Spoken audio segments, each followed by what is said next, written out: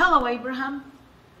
I'd like to thank you for all your offerings. They are all so deep and so fresh. We can always have new understanding about all of them. So my question is about resistance.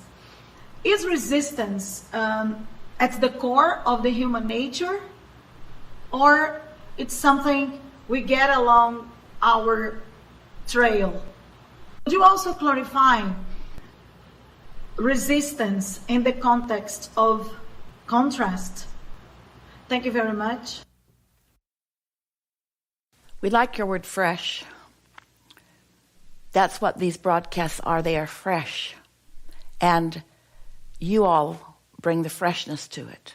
The life that you are living brings the freshness to it. You bring the ongoing, continuous evolution to it. We liked your last question, especially, to clarify contrast and resistance, or resistance in the context of contrast. So you came into this physical experience knowing that there would be contrast, choices, contrast, choosing.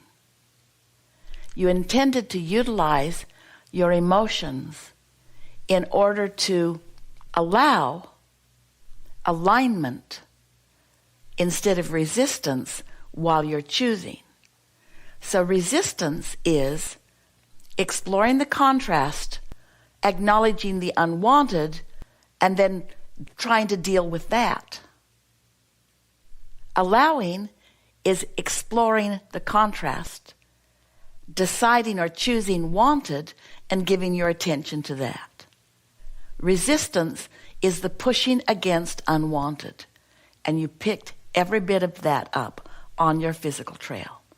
You were born wanting contrast, wanting variety, wanting to choose, intending to utilize your guidance system in order to allow rather than resist. In fairness, you knew that you would have to have the experience in order to choose, but you trusted that your emotions would guide you. You trusted that you wouldn't be willing to put up with negative emotion, negative feeling for long.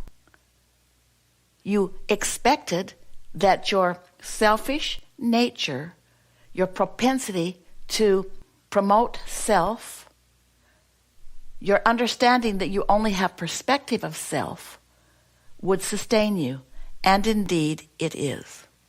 What causes so many humans to step into the realm or attitude of resistance while they are exploring contrast? It's your exposure to the critical nature of others and their seeming need to control your behavior in order to affect the way they feel. Now you're asking, we can hear you. Well, who started that? In other words, how did we get there? First, we want to say, it's not a bad thing that you feel resistance. It's not a bad thing that you're utilizing your guidance system.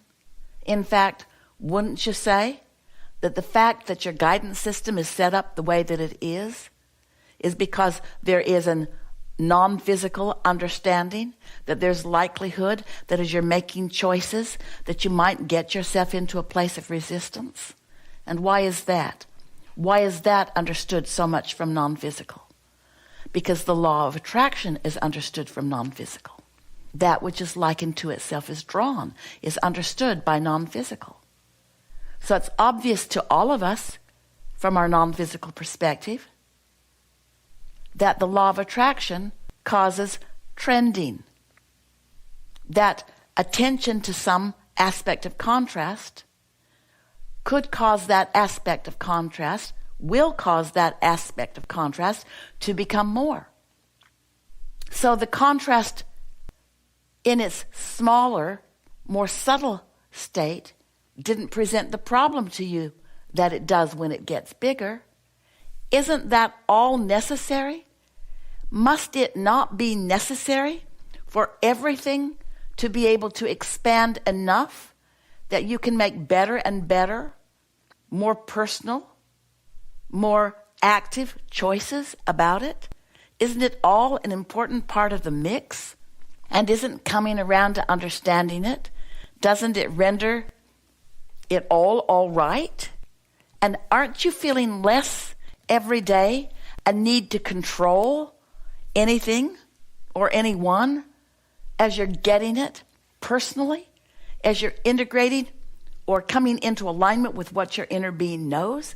Don't you just adore being more of a step fiver than a step oneer? In other words, step one is contrast, which causes you to ask. Step one is ask, but contrast calls it. Step two is the answer of the asking. It's automatic. The law of attraction causes that, and your inner being's focus is about that. Source answers. Step three is you feel the emotion and you deliberately release any hindrance to the allowing. Step three is allowing. Step four is you've practiced it, you've focus wheeled it, you've segment intended it, you've positive aspected it. You have, someone was asking the question about that earlier. All of those processes just mostly doing the inactive box now. And we say the inactive box is really the most powerful hands-on process, because as you release resistance, everything that you've asked for comes to you. That's what step four is. And then step five is adoring all of the variety, all of the contrast, because you know what to do and can do it easily. So there's no pushing against. There's just exploring contrast. Here now, in response to your magnificent question, we're a little over time, we know. But we must say this to you now while it is active in your vibration and now in all of our vibrations because of you. Step five is the having what could potentially be a resistant moment. But it isn't a resistant moment because you're acknowledging the differences, but you're not pushing against it.